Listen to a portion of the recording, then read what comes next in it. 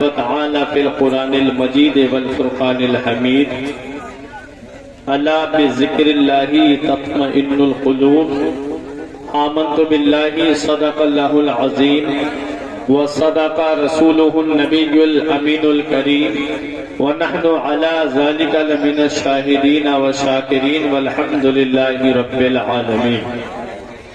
بندے پروردگارم امت خیر الورا دوست دار چار یارم اہل بیت مصطفیٰ دانا تاب ہر ولی پاس بائے غوثنا مذہب حنفیہ دارم مسلک احمد رضا. ہمارے دین کی حقانیت کے دونوں شاہد ہیں معین الدین اجمیری محی الدین جیلانی.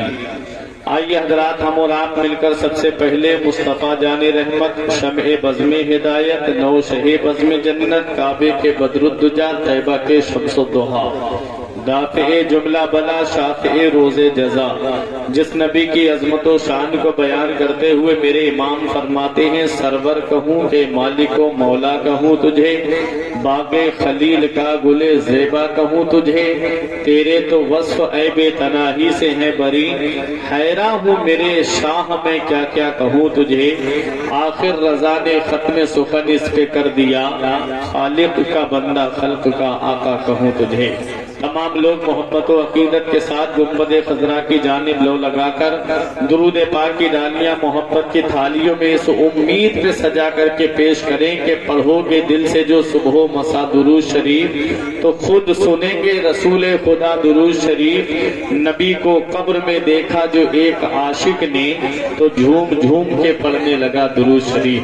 پڑھیے بآواز بلند اللہم صلی علی سیدنا و مولانا محمد و بارک وسلم صلاۃ و سلاما علیک یا رسول اللہ صلی اللہ تعالی علیہ وسلم. حضرات ابھی میرے بھائی نے مجھ سے آ کر کے کان میں یہ کہا کہ تقریر ایک موضوع پہ کرنی ہے. آپ پورا انٹرنیٹ کھول کر کے دیکھ لیجئے میری جو بھی تقریر ہے وہ الحمدللہ جس موضوع کو پکڑتا ہوں میں اسی پہ ہی کرتا ہوں. آج کل ماحول ایسا بن گیا ہے جلسوں میں کہ آدمی یہ چاہتا ہے کہ تقریر ہماری مرضی کی ہونا چاہیے. تقریر وہی ہونا چاہیے جو قرآن و حدیث کی روشنی ہے. مرضی نہیں بلکہ ہم کو یہ دیکھنا ہے کہ جلسہ کس شخصیت کے نام سے ہے. آج کے جلسے کو نسبت کس شخصیت سے ہے. آج کے جلسے کو نسبت غوث اعظم سے ہے. تو آپ غوث اعظم کا ذکر سننے کے لیے بیٹھیے. مجھ سے قبل آپ نے میرے بھائی بڑے بھائی خطیب اہل سنت خطیب نوجوان حضرت علامہ حافظ و قاری عمر رضا صاحب قبلہ سے بہترین تقریر کو سماعت کیا اور ان سے قبل آپ نے بہترین نعت و منقبت کو سماعت کیا نسیم بھائی سے اور نصرت حسانی صاحب سے ابھی فہیم بھائی سے آپ نے بہترین کلام سماعت کیے اور میاں حضور سے بہترین تقریر آپ نے سنی. اب میں اس پروگرام کی آخری کڑی کے روپ میں آپ کے سامنے حاضر آیا. بس تھوڑی دیر مجھے برداشت کر لیں. جو میرے بھائی سامنے کھڑے ہیں اگر پریشانی نہ ہو اگر تھک گئے ہوں کھڑے کھڑے تو بیٹھ جائیں تھوڑی دیر. یہ غوث پاک کی محفل ہے اور یاد رکھو غوث اعظم فرماتے ہیں جب تک میں نہیں چاہتا کوئی میرا نام نہیں لے سکتا. ایک واقعہ میں آپ کو سناتا ہوں پھر اپنی تقریر کو آگے بڑھاتا ہوں. بات غوث اعظم کی آ گئی. غوث اعظم کے ایک مرید ہیں حضرت علی بن ہیتی خلیفہ بھی ہیں بڑے چہیتے مرید بھی ہیں. کہتے ہیں ہم غوث اعظم کے ساتھ جمعے کی نماز کے لیے نکلے تو لوگ بڑے سکون سے چل رہے تھے. نہ کوئی مصافحہ کر رہا تھا نہ کوئی ہاتھ چوم رہا تھا. بڑے سکون سے لوگ جا رہے تھے مسجد. کہتے ہیں میں سوچ میں پڑ گیا کہ غوث اعظم آج جا رہے ہیں آج کوئی ہاتھوں کو بوسہ بھی نہیں دے رہا ہے. غوث اعظم مسجد میں پہنچ گئے جمعے کی نماز کے لیے. حالانکہ حال یہ ہے آج ہم اپنے معاشرے کا حال دیکھ لیں کہ اگر آج ادنا پیر بھی آ جائے تو قدم رکھنے کی جگہ نہیں ملتی. لوگ بڑھ بڑھ کے چومنے کے لیے ہاتھ چومنے کے لیے بوسہ دینے کے لیے آگے بڑھ جاتے ہیں. ادھر غوث اعظم ہے بغداد کی جامع مسجد میں پہنچے اور سب سکون سے ہیں. وہ مرید غوث اعظم کے پاس کھڑے تھے. دل میں یہ خیال آیا کہ آج لوگ مصافحہ کیوں نہیں کر رہے ہیں. بس اتنا خیال آنا تھا کہ اچانک سے جو لوگ وہاں تھے سب کے سب غوث اعظم کی طرف مصافحہ کرنے کے لیے ٹوٹ پڑے، اور کوئی غوث اعظم کے ہاتھوں کو بوسہ دے، کوئی غوث اعظم کے قدم مبارک کو بوسہ دے۔ اب وہ کہتے ہیں میں پاس میں کھڑا تھا، دروازے پہ جا کر کے رکا، ایک طرف پہنچ گیا، میرے دل میں یہ خیال آیا کہ وہی اچھا تھا کہ میں غوث اعظم کے پاس تو کھڑا تھا، وہ وقت ٹھیک تھا، میں غوث اعظم کے پاس تھا، اب تو میں دروازے پہ جا کر کے رکا ہوں، اب تو لوگ اتنا مصافحہ کرنے کے لیے دوڑے۔ کہتے ہیں یہ خیال دل میں آیا کہ اچانک میں کیا دیکھتا ہوں، سب سکون سے بیٹھ گئے۔ اس کے بعد غوث اعظم نے مجھے مخاطب کر کے کہا، اللہ تعالیٰ نے تمام لوگوں کے دلوں کو میری ہتھیلی پہ رکھ دیا ہے، اللہ تعالیٰ نے تمام لوگوں کے دلوں کو میری ہتھیلی پہ رکھ دیا ہے، میں جدھر چاہتا ہوں ادھر موڑ دیتا ہوں۔ تو آپ آئے نہیں ہو، میرے غوث نے تمہیں بلایا ہے۔ ہم تو یہی کہتے ہیں یہ تیرا کرم ہے یا غوث جو بنا لیا ہے اپنا، یہ تیرا کرم ہے یا غوث جو بنا لیا ہے اپنا، کہاں مجھ سے یہ کمینہ کہاں سلسلہ تمہارا، سرکار غوث اعظم نظر کرم خدارا۔ اب ذرا محبت کے ساتھ میں درود پاک پڑھیں، اللہم صلی علی سیدنا و مولانا محمد وبارک وسلم، صلاۃ و سلام علیک یا رسول اللہ صلی اللہ علیہ وسلم۔ ایک شاعر کہتا ہے، گھیرے ہیں بلاؤں میں ہم غوث اعظم، گھیرے ہیں بلاؤں میں ہم غوث اعظم، گھیرے ہیں بلاؤں میں ہم غوث اعظم، کرم غوث اعظم، کرم غوث اعظم، کرم غوث اعظم، کرم غوث اعظم، بلا لو ہمیں اپنے در پہ، بلا لو، بلا لو ہمیں اپنے در پہ، بلا لو کہ یادوں سے ہے آنکھ نم غوث اعظم، کہ یادوں سے ہے آنکھ نم غوث اعظم، بنایا ہے دیوانہ اپنا مجھے تو، بنایا ہے دیوانہ اپنا مجھے تو، سر حشر رکھنا بھرم غوث اعظم، سر حشر رکھنا بھرم غوث اعظم، رکھی جیسے عزت ہے میری یہاں پر، رکھی جیسے عزت ہے میری یہاں پر، وہاں پر بھی رکھنا بھرم غوث اعظم، وہاں پر بھی رکھنا بھرم غوث اعظم، یہ دل یہ جگر ہے، یہ آنکھیں یہ سر ہے، یہ دل یہ جگر ہے، یہ آنکھیں یہ سر ہے، جہاں چاہو رکھو قدم غوث اعظم، جہاں چاہو رکھو قدم غوث اعظم۔ ہمارے حافظ عمر صاحب ہوں یا ہمارے یوسف بھائی ہوں یا تنظیم بھائی یا ہم ہوں یا شاعر اسلام فہیم اختر جو بھی ہوں، اس شعر میں میں سب کا وہ بیان کر دیتا ہوں، تمہاری ہی نسبت کے صدقے جہاں میں، تمہاری ہی نسبت کے صدقے جہاں میں، ہے پہنچے بلندی پہ ہم غوث اعظم، ہے پہنچے بلندی پہ ہم غوث اعظم، کرم کرم غوث اعظم کرم غوث اعظم. محبت سے درود پاک پڑھیں. اللہم صلی علی سیدنا و مولانا محمد و بارک وسلم. صلاۃ و سلام علیک یا رسول اللہ صلی اللہ علیہ وسلم. سنیں بھائی تو ایک موضوع پہ کہہ رہے تھے, میں ایک شعر پہ پوری تقریر سناتا ہوں. یاد رکھیں, نہ دولت سے نہ دنیا سے نہ گھر آباد کرنے سے, نہ دولت سے نہ دنیا سے نہ گھر آباد کرنے سے تسلی دل کو ملتی ہے خدا کو یاد کرنے سے. تسلی دل کو ملتی ہے خدا کو یاد کرنے سے. حضرات آج کا دور بڑا ترقی یافتہ دور ہے. آج کے دور میں آپ کو ہر جگہ پکی سڑکیں نظر آئیں گی.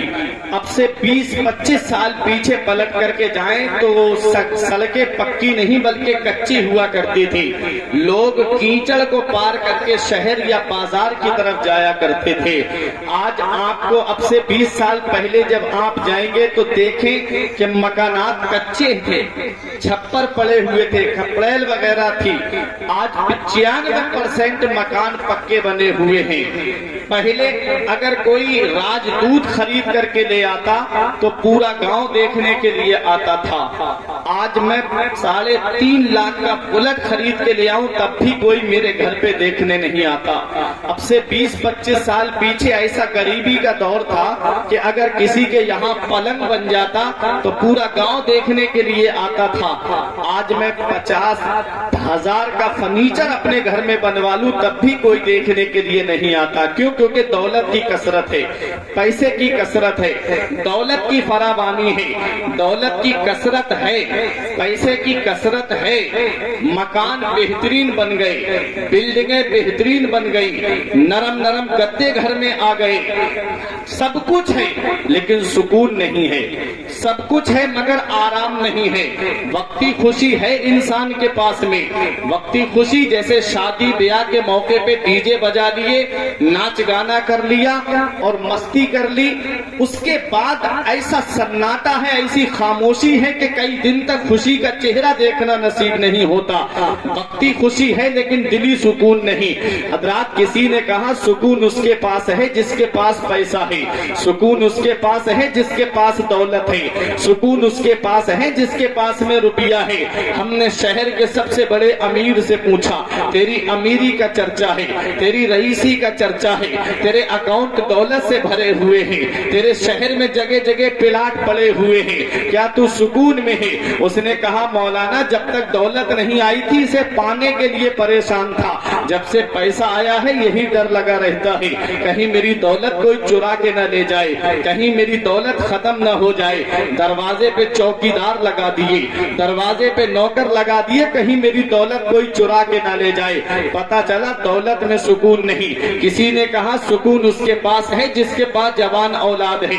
ایک ایسے بھائی سے بات کی جس کے 3 بیٹے جوان تھے, بتاؤ تمہارے پاس جوان اولاد ہے کیا سکون میں ہو؟ انہوں نے کہا مولانا جب تک یہ اولاد نہیں ہوئی تھی تو مزاروں کی خاک چھاندی تھی, آستانوں کی خاک چھاندی تھی. کوئی عالم نہیں چھوڑا جس سے اولاد کے لیے دعا نہ کرائی, کوئی پیر نہیں چھوڑا جس سے اولاد کے لیے دعا نہ کرائی. اور آج جب میری اولاد جوان ہوئی ہے اور جب سے یہ اینڈرائڈ موبائل چلا ہے اور جب سے جیو کا سم چلا ہے, اب تو پوری رات میری اولاد موبائل میں لگی رہتی ہے. کبھی کبھی اس اولاد کی وجہ سے بدنامی کی دہلیز پہ پہنچ جاتا ہوں. پتا چلا اولاد میں سکون نہیں. کسی نے کہا سکون اس کے پاس ہے جس کے پاس میں پاور ہے, حکومت کی کرسی ہے, جو پاور پہ بیٹھا ہوا ہے. شہر کے سب سے بڑے لیڈر سے پوچھا بتا تیرے پاس پاور ہے, اقتدار ہے, کرسی ہے, بتا کیا سکون میں ہے؟ اس نے کہا مولانا جب تک کرسی نہیں آئی تھی پانے کے لیے پریشان تھا, جب سے کرسی آئی ہے اسے بچانے کے لیے پریشان ہوں, کہیں 5 سال کے بعد کوئی اور اس کرسی پہ نہ بیٹھ جائے. پتا چلا دولت میں سکون نہیں, پتا چلا پاور میں سکون نہیں, پتا چلا اقتدار میں سکون نہیں. نہیں, پتا چلا نرم نرم گدوں پہ سکون نہیں, پتا چلا بہترین بلڈنگوں میں سکون نہیں. تو اے رائے پور والوں پھر سکون ہے کہاں؟ تو آؤ قرآن سے پوچھتے ہیں. ہر چیز کا بیان قرآن کے اندر موجود ہے, ہر چیز کا ذکر قرآن کے اندر موجود ہے, ہیرے قرآن کے اندر موجود ہے, موتی قرآن کے اندر موجود ہے, صدف قرآن کے اندر موجود ہے, گوہر قرآن کے اندر موجود ہے. اور جس مریض کو دنیا کے ڈاکٹروں نے علاج کر دیا ہو اس کی شفا بھی قرآن کے اندر موجود ہے. ہم قرآن کی بارگاہ میں پہنچے, ہم نے کہا اے قرآن تو بتا, آج انسان سکون چاہتا ہے, گورا ہو وہ بھی سکون چاہتا ہے, کالا ہو وہ بھی سکون چاہتا ہے, مشرق کا رہنے والا ہو وہ بھی سکون چاہتا ہے, مغرب کا رہنے والا بھی سکون چاہتا ہے, امیر ہو وہ بھی سکون چاہتا ہے, غریب ہو وہ بھی سکون چاہتا ہے, جوان ہو وہ بھی سکون چاہتا ہے, بوڑھا ہو وہ بھی سکون چاہتا ہے. اے قرآن تو بتا سکون ہے کہاں؟ تو قرآن جواب دیتا ہے, اللہ کان کھول کے سن لو, دولت میں سکون نہیں, پاور میں سکون نہیں, اقتدار میں سکون نہیں, اولاد میں سکون نہیں, بے ذکر اللہ تطمئن القلوب. کان کھول کے سن لو, دلوں کو چین ملتا ہے تو اللہ کے ذکر سے ملتا ہے, دلوں کو آرام ملتا ہے تو اللہ کے ذکر سے ملتا ہے. نہ دولت سے, نہ دنیا سے, نہ گھر آباد کرنے سے, نہ دولت سے, نہ دنیا سے, نہ گھر آباد کرنے سے تسلی دل کو ملتی ہے خدا کو یاد کرنے سے. سبحان اللہ سبحان اللہ. تو دلوں کو چین اللہ کے ذکر سے ملتا ہے. اب آج اپنا اپنا علاج کر کے جائیں, انسان کو سکون اللہ کے ذکر سے ملتا کیوں ہے؟ تو سنیں, انسان کو اللہ نے پیدا کیا تو دو چیزوں سے مرکب کیا, ایک ہے جسم اور ایک ہے روح. جسم کو اللہ نے چار چیزوں سے پیدا کیا ہے, آگ, پانی, مٹی, ہوا. اور انسان کے جسم کو اللہ نے چار چیزوں سے پیدا کیا. یہی وجہ ہے کہ جب انسان بیمار پڑتا ہے, جب اسے کوئی بیماری لگتی ہے, جب اسے کوئی مرض لگتا ہے, جب اسے کوئی تکلیف ہوتی ہے, تو اس کا علاج انہی چار چیزوں سے ہوتا ہے. آپ کسی بھی ڈاکٹر سے پوچھ لیں, چاہے وہ ایلوپیتھک کی دوائی ہو, چاہے ہوموپیتھک ہو, چاہے آیورویدک ہو, کوئی بھی دوا ہو اس کے اندر ڈائریکٹ یا انڈائریکٹ, بلا واسطہ یا بالواسطہ, ان چار چیزوں میں سے کوئی نہ کوئی چیز ملی ہوئی ضرور ہوگی, تبھی انسان کا علاج ہو سکتا ہے. چاہے اس دوا میں پانی ملا ہو, چاہے اس دوا میں مٹی کی آمیزش ہو, چاہے اس دوا میں ہوا کی آمیزش ہو, چاہے اس کے اندر آگ کی آمیزش ہو. جب انسان کا جسم بیمار ہوتا ہے تو پتہ کیسے چلتا ہے کہ جب انسان کو کھانا اچھا نہیں لگتا تو جسم بیمار ہے, جب بریانی اچھی نہیں لگتی تو جسم بیمار ہے, جب قورمہ اچھا نہیں لگتا تو جسم بیمار ہے, جب زردہ اچھا نہیں لگتا تو جسم بیمار ہے. بہت غور سے سنیے گا رائے پور والوں, ابھی میں اپنے اصل مقصد کی طرف آ رہا ہوں. انسان کا جب جسم بیمار ہوتا ہے تو پتہ چل گیا کہ جب کھانا اچھا نہیں لگتا تو انسان کا جسم بیمار ہے, اور جب روح بیمار ہوتی ہے تو پتہ کیسے چلتا ہے؟ اب آپ کہو گے مولانا کیسی بات کر رہے ہیں, ایک انسان کا وجود ہے اور اس میں جسم الگ بیمار ہو رہا ہے, روح الگ بیمار ہو رہی ہے. ہاں میں آپ کا قرآن سے ثابت کر سکتا ہوں, جسم الگ بیمار ہوتا ہے, روح الگ بیمار ہوتی ہے. جب جسم بیمار ہوتا ہے تو پتہ چل گیا کہ جب کھانا اچھا نہیں لگتا تو جسم بیمار ہے, اور جب روح بیمار ہوتی ہے تو اس کا پتہ کیسے چلتا ہے؟ تو سنو, جب نمازوں میں دل نہیں لگتا تو روح بیمار ہے, جب روزے رکھنا اچھا نہیں لگتا تو روح بیمار ہے, جب مالک نصاب ہونے کے باوجود زکات دینا اچھا نہیں لگتا تو روح بیمار ہے, جب صاحب استطاعت ہونے کے باوجود حج کو جانا اچھا نہیں لگتا تو روح بیمار ہے. ارے جب جھوٹ بولنا اچھا لگے تو روح بیمار ہے, جب غیبت اچھی لگے تو روح بیمار ہے, جب ایک دوسرے کو گالیاں دینا اچھا لگے تو روح بیمار ہے, جب عالموں کی برائی اچھی لگے تو روح بیمار ہے, جب حافظوں کی توہین اچھی لگے تو روح بیمار ہے, ارے جب طلباء کرام کی برائی اچھی لگے تو روح بیمار ہے, جب مدرسہ اور مسجد کے نام پہ خرافات اچھی لگے تو روح بیمار ہے, جب مسجد اور مدرسے کے نام پہ پارٹی بندیاں اچھی لگے تو روح بیمار ہے, ارے جب ایک دوسرے کی زمین پر ناجائز قبضہ کرنا اچھا لگے تو روح بیمار ہے, جب یتیموں کو ستانا अच्छा लगे तो रूह बीमार है, जब बेवाओं पे जुल्म और सितम अच्छा लगे तो रूह बीमार है, जब सदाकत अच्छी ना लगे तो रूह बीमार है, जब अदालत अच्छी ना लगे तो रूह बीमार है, जब जज्बा सखावत में मजा ना आए तो रूह बीमार है, अरे जब शुजाअत अच्छी ना लगे तो रूह बीमार है, जब जिस्म बीमार होता है तो इलाज दवा से होता है, और जब रूह बीमार होती है तो उसका इलाज कैसे होता है, तो ये भी कुरान से पूछो। 15वां पारे में कुरान में रब ने इरशाद फरमाया, वयसअलूनका अनिर रूह कुल रूह मिन अम्रि रब्बी, वो आपसे रूह के बारे में पूछते हैं, आप फरमा दो रूह तो हुक्म रब का नाम है, रूह तो अल्लाह के हुक्म से एक शय है। कुरान पैगाम दे रहा है, पहले ये पता लगा रूह का ताल्लुक किससे है, पहले ये पता लगा रूह का कनेक्शन किससे है, पहले ये पता लगा रूह कनेक्टेड किससे है, पहले ये पता लगा रूह रिलेटेड किससे है।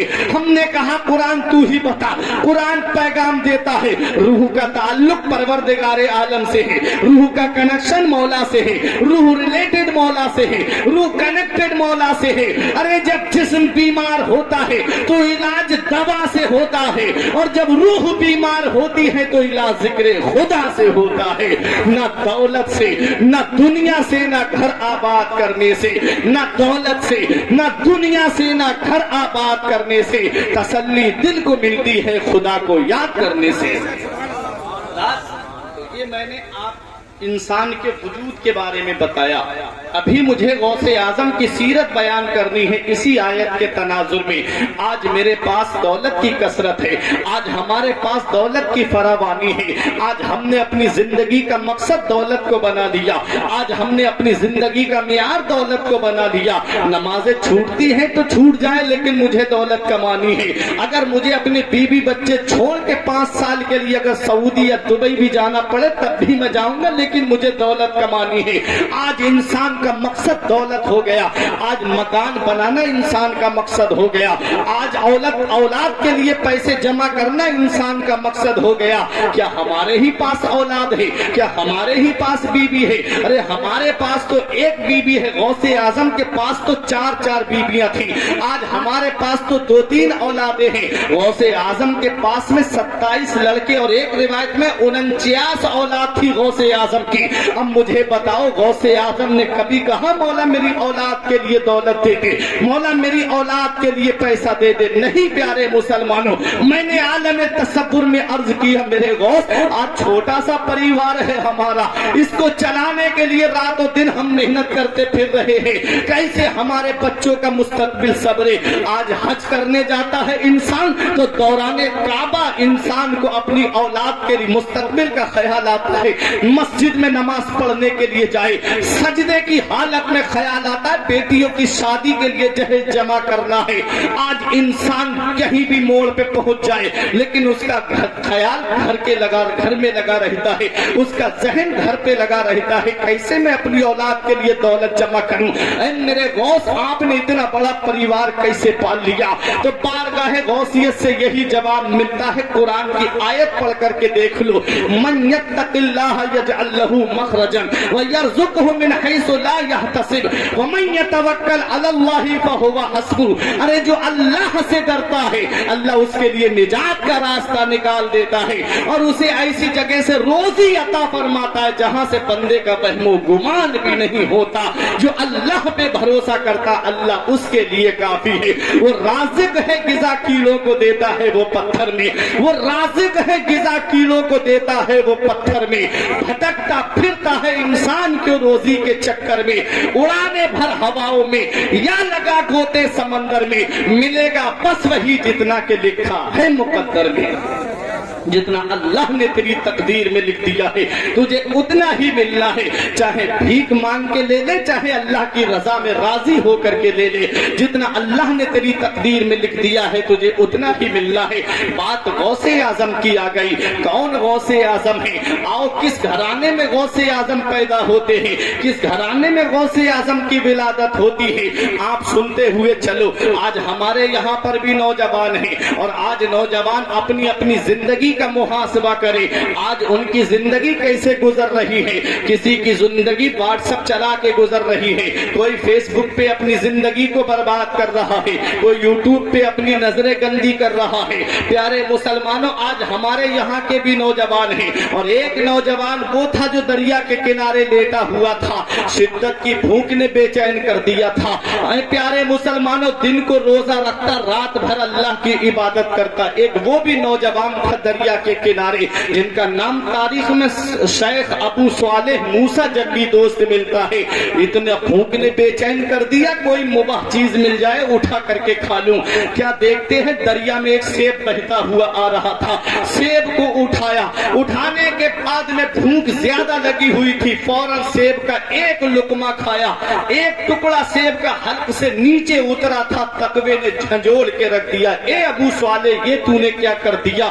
تو رات کو دن کو روزہ رکھتا ہے, رات کو عبادت کرتا ہے. ارے یہ سیب تو نے بغیر مالک کی مرضی کے کھا لیا. یہ سیب کسی باغ کا ہے, اور باغ کا کوئی مالک ہوگا, اور اس مالک کی بغیر مرضی کے, بغیر اجازت کے تو نے سیب کھا لیا.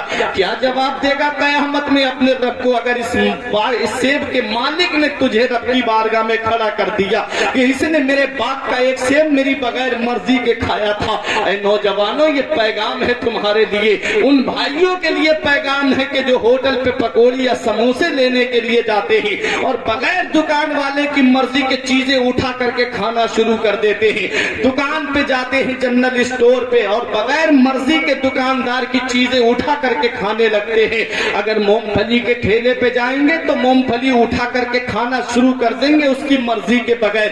حساب دینا ہے قیامت کے دن اس کا, اگر اس کی مرضی نہیں ہوئی تو قیامت میں تمہاں پکڑ کر کے رب کی بارگاہ میں پیش کر دے گا, مولا اس نے میری بغیر مرضی کے میری فلاں چیز کھائی تھی. یہ غوث اعظم کے والد ہیں. ایک سیب کا لقمہ کھایا تھا, تقوی نے جھنجھوڑ کے رکھ دیا. ابو صالح, یہ تو نے کیا کر دیا؟ اب تو نے باغ کا سیب کھایا ہے, اس کی معافی دنیا میں مانگ لے, قیامت میں اس کا اجر کہاں سے دے گا؟ آئے کئی میل کا سفر کرتے ہوئے دریا کے کنارے کنارے ایک باغ کے پاس میں پہنچے, جس کی شاخیں دریا پہ جھکی ہوئی تھی. سیب ٹوٹ کے دریا میں گر رہے تھے. سمجھ گئے اسی باغ کا میں نے سیب کھایا ہے. اندر گئے تو ایک بزرگ کے چہرے کو دیکھا, نورانی چہرہ تھا, اللہ اللہ کر رہے تھے, اور آپ نے جا کے سلام کیا. بزرگ نے سلام کا جواب دیا. بولے کہو نوجوان, کیسے آنا ہوا؟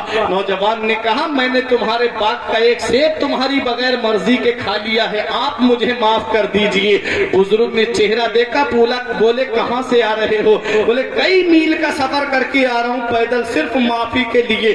اس نوجوان کا چہرہ دیکھ کر کے آنکھیں بند کی اور لوح محفوظ کا مطالعہ کیا, کیونکہ اولیاء کرام کے سامنے لوح محفوظ ہوتا ہے, اور لوح محفوظ میں دیکھ لیا کہ یہ نوجوان کس شان والا ہے. آنکھیں بند کر کے پھر کھولتے ہیں اور کہتے ہیں, نوجوان معاف تو کر دوں گا, لیکن میری دو شرطیں تجھے ماننا پڑے گی. پہلی شرط یہ کہ میرے باغ کی رکھوالی کرنی پڑے گی. اب باغ کی رکھوالی کی جاتی ہے کئی سال تک. پھر اس کے بعد کہا, اب تو معاف کر دیجئے, واقعہ بتانا مقصد نہیں, اس کا ماحصل بتانا چاہتا ہوں, کیونکہ واقعات آپ سنتے رہتے ہیں. کہا کہ دوسری شرط بتائیے. کہا تجھے میری بیٹی سے نکاح کرنا پڑے گا. میری بیٹی کی ذرا خاصیتیں تو سن لو, کانوں سے بہری ہے, آنکھوں سے اندھی ہے, پیروں سے لنگڑی ہے, ہاتھوں سے لنڈی ہے, زبان سے گنگی ہے, تمہیں اس کے ساتھ نکاح کرنا پڑے گا. اللہ اکبر. ایسا ماڈل اگر آج کے کسی لڑکے کے سامنے, نوجوان کے سامنے یہ کہہ دیا جائے کہ تیرا جس سے نکاح ہو رہا ہے اس کی آنکھ میں تھوڑا سا فرق ہے, تو بتاؤ وہ نکاح کے لیے راضی نہیں ہوتا ہے. یہ غوث اعظم کے والد ہیں, کہتے ہیں کہ آپ دنیا میں مجھے جو سزا چاہیں وہ دے دیجئے, میں آخرت میں سزا برداشت نہیں کر پاؤں گا. اگر ایسا ہے تو میں ان کے ساتھ نکاح کرنے کے لیے تیار ہوں, لیکن سیب کی غلطی کو آپ معاف کر دیجئے. بزرگ نے کہا, معاف کر دوں گا. نکاح ہو جاتا ہے. جب آپ کمرے کے اندر گئے, دروازے پہ پہنچے تو اندر سے سلام کی آواز آئی. آپ نے سلام کا جواب دیا, وہ استقبال کے لیے کھڑی ہو گئی.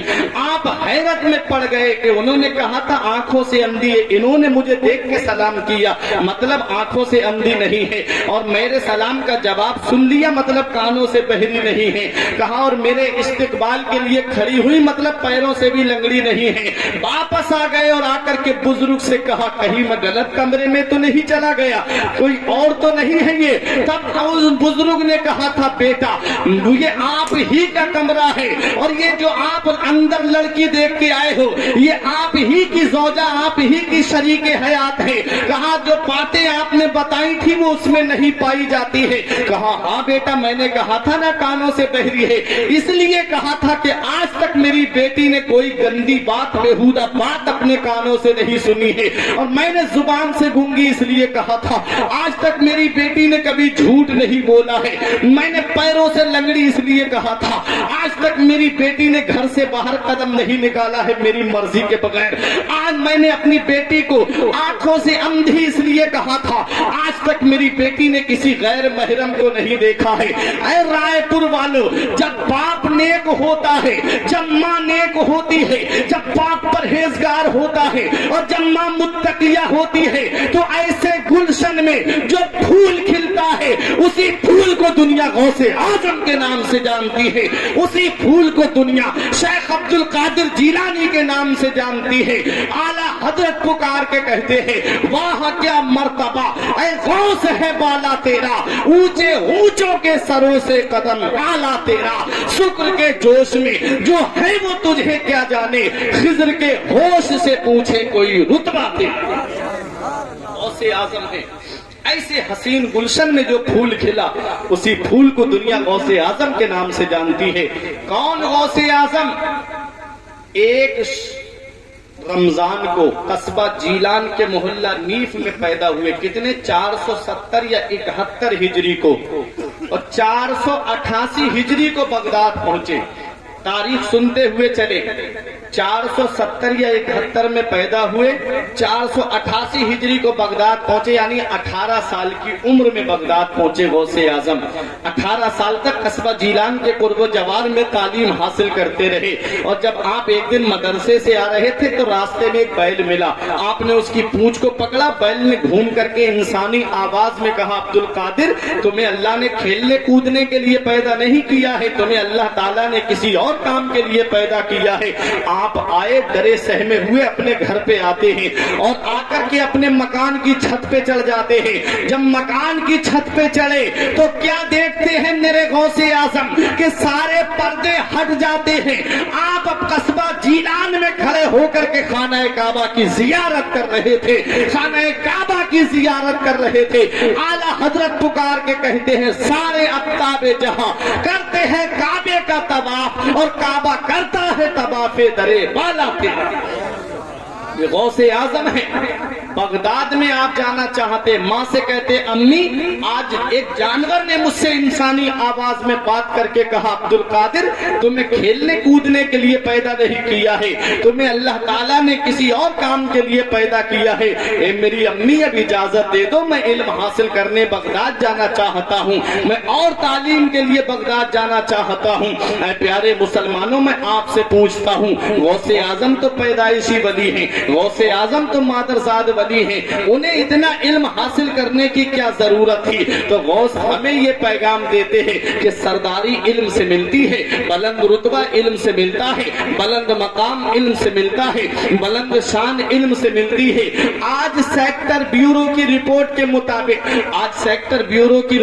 مطابق، یہ بات پوری بات ثابت ہو چکی ہے کہ 95% مسلمان تعلیم یافتہ نہیں ہے، 95% مسلمان جاہل ہے، اور صرف 5% مسلمان پڑھا ہوا ہے۔ آج تھانے میں جا کر کے دیکھو تو مسلمان کہتے ہماری سنوائی نہیں ہے، آج ہاسپٹلوں میں جا کر کے دیکھو تو مسلمان اپنا رونا روتے کہ ہماری سنوائی نہیں ہے۔ ہم نے اپنی اولاد کو پڑھایا ہی کہاں، ہم نے اپنی اولاد کو تعلیم دی ہی کہاں؟ آج ہم نے اپنی اولاد کو بچپن سے کام میں ڈال دیا، 200-250 روپے اولاد کما کے کیا لائی؟ ہم نے ان کے مستقبل کے بارے میں نہیں سوچا، ہم نے ان کے فیوچر کے بارے میں نہیں نہیں سوچا. وہی اولاد جب شادی ہو جاتی ہے تو بس بچوں کے کمانے کے لیے مزدوری کرتی ہوئی نظر آتی ہے. آج بینکوں میں جا کر کے دیکھو تو آنکھوں سے آنسو نکلتے ہیں جب مسلمان فارم لے کر کے ایک دوسرے سے بھروانے کے لیے جاتے ہیں کہ ہمارا یہ فارم بھر دو. اے پیارے مسلمانوں، اب تمہاری زندگی گزر گئی ہے تو کیا ہوا، اپنی اولاد کو تو تعلیم دے کے چلے جاؤ، اپنی اولاد کو تو پڑھا کے چلے جاؤ تاکہ ان کی زندگی سنور جائے، تاکہ ان کی زندگی آگے آسانی سے گزر جائے. میرے غوث پیدائشی ولی ہیں لیکن علم حاصل کر رہے ہیں، ہمیں یہ پیغام دے رہے ہیں میرے غوث اعظم کے سرداری علم سے ملتی ہے، بلند مقام علم سے ملتا ہے. اس لیے اپنے اولاد کو علم حاصل کراتے رہنا، اپنی اولاد کو تعلیم دیتے رہنا، اور اپنے بچوں کو چاہے ڈاکٹر بناؤ، چاہے اپنے بچوں کو ماسٹر بناؤ، چاہے اپنے بچوں کو انجینئر بناؤ، چاہے اپنے بچوں کو پروفیسر بناؤ، کچھ بھی بنانا پہلے ان کو مدینے والے مصطفیٰ کا غلام بناؤ. پہلے انہیں شریعت کا علم دو، پہلے انہیں قرآن و حدیث کا علم دو. جب اس کے دل میں قرآن و حدیث کا علم ہوگا تو ڈاکٹر بعد میں ہوگا، پہلے مدینے والے مصطفیٰ کا غلام ہوگا. انجینئر بعد میں ہوگا، پہلے مدینے والے مصطفیٰ کا غلام ہوگا. پولیس محکمے میں بعد میں ہوگا، پہلے مدینے والے مصطفیٰ کا غلام ہوگا. اس لیے دین کی تعلیم دے کر کے جاؤ. جب تمہاری اولاد کے دل میں دین کی تعلیم ہوگی تو وہ مسلمانوں کے لیے محبت کا نذرانہ بھی پیش کرے. رات غوث اعظم بغداد پہنچے، آپ نے تعلیم حاصل کی، اور غوث اعظم اپنی ماں سے کہتے ہیں امی اب اجازت دے دو، میں بغداد جانا چاہتا ہوں. غوث اعظم کی عمر 18 سال، ماں کی عمر 78 سال. سنتے چلے تاریخ، ماں کی عمر 78 سال. اب مجھے بتاؤ 80 سال کے قریب جب انسان پہنچ جائے تو اس بڑھاپے میں ماں باپ کو اولاد کی کتنی ضرورت پڑتی کہ نہیں پڑتی؟ اولاد کی ضرورت بڑھاپے میں ماں باپ کو پڑتی ہے. تو اولاد ہے کہ جوانی میں اپنے مستی کرتی ہوئی پھرتی ہے، اور یہ بوڑھے ماں باپ ہیں کہ اولاد کا چہرہ دیکھتے رہتے ہیں. حضرات، ماں نے یہ نہیں کہا میرے لال تو اب بڑھاپے میں مجھے چھوڑ کے جا رہا ہے. ماں نے یہ نہیں کہا بیٹا تیرے بعد میرا کون سہارا ہے. ماں نے یہ نہیں کہا بیٹا تو ہی تو میرے بڑھاپے کی لاٹھی ہے، اے میرے بیٹا تو اب اس حال میں مجھے چھوڑ کے جا رہا ہے. ماں نے یہ نہیں کہا میرے لال تو نے انہیں احسانوں کو بھلا دیا، میں نے تجھے 9 مہینے اپنے شکم میں رکھا. اے پیارے مسلمانوں، 3 احسان ماں کے ایسے ہیں کہ اولاد پوری زندگی ماں کی خدمت کرتی رہے تب بھی ان احسانوں کا بدلہ نہیں چکا سکتی. سب سے پہلا احسان یہ ہے ماں کا کہ اس نے 9 مہینے تم کو اپنے شکم میں رکھا. آپ ذرا سوچو تو صحیح، عمر فاروق اعظم کی بارگاہ میں ایک بڑھیا نے آ کر کے کہا تھا حضور میرا بیٹا مجھے بہت ستاتا ہے، میرا بیٹا مجھ پہ بہت ظلم و ستم کرتا ہے. عمر فاروق اعظم نے اس کے بیٹے کو بلایا اور 2 کلو کے قریب وزنی پتھر اس کے پیٹ پہ باندھ دیا اور کہا گھر چلا جا، اگر یہ پتھر تیرے پیٹ سے ہٹ گیا تو تجھے کوڑے ماروں گا، سزا دوں گا. گھر پہ گیا، کھانا کھانا دشوار ہو گیا، حاجت کے لیے جانا دشوار ہو گیا. شام کو سوئے تو پتھر کے وزن کی وجہ سے سانس دبنے لگے، ایک رات کاٹنا دشوار ہو گئی. صبح عمر فاروق اعظم کے پاس آ کے کہتا ہے حضور یہ پتھر ہٹا دیجئے. آپ نے وہ پتھر ہٹایا، تھوڑا وزن اور بڑھا دیا، 3 کلو کے قریب پتھر کا وزن کر دیا اور پیٹ پہ باندھ کے کہا اگر یہ پتھر تیرے پیٹ سے ہٹ گیا تو سمجھ لینا کہ تجھے سخت سزا دوں گا. اب وہ اپنے گھر آیا، ایک رات کاٹنا دشوار ہو گئی. شام کو جب لیٹے تو پتھر کے وزن کی وجہ سے اس کی سانس دبنے لگے. ماں سے ہاتھ جوڑ کے کہتا ہے امی تو کہہ دے گی تو یہ پتھر میرے پیٹ سے ہٹ جائے گا. اب بوڑھی ماں آئی، کیونکہ ماں تو ماں ہوتی ہے، ماں باپ اپنی اولاد کو پریشانی میں دیکھنا پسند نہیں کرتے. اولاد کتنا بھی ظلم کیوں نہ کرے ماں باپ کے اوپر، لیکن یہ بوڑھے ماں باپ ہیں کہ اولاد کو معاف کر دیتے ہیں. رات ماں آئی اور آ کر کے کہا حضرت آپ میرے بیٹے کے پیٹ سے یہ پتھر ہٹا دیجئے، کیونکہ میں نے اپنے بیٹے کو معاف کیا، آپ بھی معاف کر دیجئے. حضرات اتنا کہنا تھا بوڑھی ماں کا. عمر فاروق اعظم نے پتھر کو ہٹا دیا اور پتھر ہٹانے کے بعد ایک جملہ کہا ارے نادان تجھ سے 2 کلو کا پتھر لے کر ایک رات گزارنا کرنی پڑ گئی، تجھے ایک رات گزارنا दुश्वार हो गया। जरा सोच तो सही, तेरी माँ ने तुझे 9 महीने अपने शिकन में रखा, कैसे घर का खाना बनाया होगा, कैसे घर के अंदर झाड़ू लगाई होगी, कैसे घर के अंदर कपड़े धोए होंगे, कैसे घर का काम काज किया होगा। आज औलाद माँ बाप की उन कुर्बानियों को फरामोश कर देती है, आज औलाद माँ बाप की उन कुर्बानियों को भुला देती है। माँ ने 9 महीने अपने शिकम में रख करके कैसे औलाद को अपनी पाला होगा। और माँ का ये एहसान इतना बड़ा है प्यारे मुसलमानों कि औलाद पूरी जिंदगी माँ की खिदमत करती रहे तब भी माँ के इन एहसानों का बदला नहीं चुका सकती। और दूसरा एहसान माँ का ये है कि उसने अपनी औलाद को जन्म दिया है, उसने अपनी औलाद को पैदा किया है। बाज औरतों का तो विलादत के वक्त में, बच्चे की पैदाइश के वक्त में इंतकाल हो जाता है, कितनी परेशानियों का सामना करना पड़ता है, कितने दर्द के झटके बर्दाश्त करना पड़ते, तब कहीं औलाद दुनिया में आती है। और वही औलाद जवानी पे पहुंच करके बूढ़े माँ बाप का बिस्तर घर से बाहर कर देती है। क्या इसी दिन के लिए माँ बाप औलाद को पालते हैं? क्या इसी दिन के लिए माँ बाप औलाद को जवान करते हैं? याद रखो प्यारे मुसलमानों, ये माँ बाप वो अल्लाह की अजीम नेमत है। इस मोहब्बत का पता तब चलता है जब ये साए हमारे सर से उड़ जाते हैं। फिर चिराग लेके भी ढूंढोगे तो माँ बाप जैसी मोहब्बत करने वाली शख्सियतें तुम्हें नहीं मिलेगी। फिर चिराग लेके भी ढूंढोगे तो माँ बाप जैसी मोहब्बत करने वाली शख्सियत तुमको नजर नहीं आएगी। आज जिस बूढ़े बाप की खांसी तुम्हें अच्छी नहीं लगती, आज जिस बूढ़ी माँ का बोलना तुम्हें अच्छा नहीं लगता, आज बेटा घर से बाहर चला जाए तो माँ फोन करके पूछती है मेरे लाल अभी तक घर पे नहीं आए, कहाँ पर हो? तो बेटा गुस्से में कहता है माँ मुझे क्यों परेशान करती रहती हो, मेरे भी तो कुछ शौक और अरमान है, मैं अपने दोस्तों के साथ घूमने आया हूँ, क्यों फोन करके मुझे परेशान करती रहती हो? और जब बेटा गुस्से में फोन काट देता है तो उस बूढ़ी माँ से पूछो जब बिस्तर पे लेट के बेटे का रास्ता देख रही है, जो वो बाप जो बिस्तर पे लेट करके अपनी औलाद का रास्ता तक रहा है, पूरी रात माँ को नींद नहीं आती अभी मेरा बेटा घर पे नहीं आया है, बाप भी पूरी रात बिस्तर पे करवटें बदलता रहता है, मेरा लाल अभी तक घर पे नहीं आया है। ये माँ बाप की मोहब्बत तो तब पता चलती है जब खुद बाप बनता है। माँ बाप क्या चीज है इसका पता तब चलता है जब इंसान खुद बाप बनता है, जब खुद की औलाद होती है। जब खुद की औलाद बीमार पड़ती है ना तो डॉक्टरों के घरों के चक्कर रात के 12-12 बजे काटता है। अगर रायपुर के डॉक्टर से फायदा नहीं होता तो भोजीपुरा लेकर के भागता है, भोजीपुरा के डॉक्टर से फायदा नहीं होता तो बरेली और दिल्ली लेकर के भागता है। आज तो दौर बड़ा तरक्की कर गया, आज तो दौर बड़ा तरक्की याफ्ता दौर है। आज तो हर घर में तुम्हें मोटरसाइकिल मिल जाएगी, आज तो अक्सर घरों में तुम्हें कारें मिल जाएंगी। यहाँ से 1.5-2 किलोमीटर के फासले रोड पे पहुंचोगे बहुत सारी सवारियां तुमको मिल जाएंगी, रात के 12 बजे भी तुमको सवारियों का इंतजाम न हो जाएगा। लेकिन जरा इन बुजुर्गों से पूछो अब से 30-35 साल पीछे तो पलट के चलो, बड़ा गरीबी का दौर था, बड़ा गुर्बत का दौर था, उस दौर को तुमने कैसे फरामोश कर दिया जब बचपन में तुम बीमार पड़े थे। ऐसा गरीबी का दौर था कि बाप के पैरों में चप्पल नहीं होती लेकिन तुमको डॉक्टर के पास लेकर के गया, माँ के सर पे दुपट्टा नहीं होता लेकिन तुमको डॉक्टरों के घरों के दरवाजे पे लेकर के गई। आज जैसे तुम अपनी औलाद के लिए कहते हो ना कि जमीन बिके तो बिक जाए, मकान बिके तो बिक जाए, प्रॉपर्टी बिके तो बिक जाए, घर बार बिके तो बिक जाए, लेकिन मेरी औलाद को कुछ नहीं होना चाहिए। कैसे तुमने अपने बचपन को फरामोश कर दिया, कैसे तुमने अपने बचपन को भुला दिया, कैसे तुमने अपने बचपन को भुला दिया। अरे जब तुम बचपन में बीमार पड़े थे तो यही बूढ़ा बाप तुमको पैरों में चप्पल नहीं होती लेकिन डॉक्टरों के पास लेकर के गया।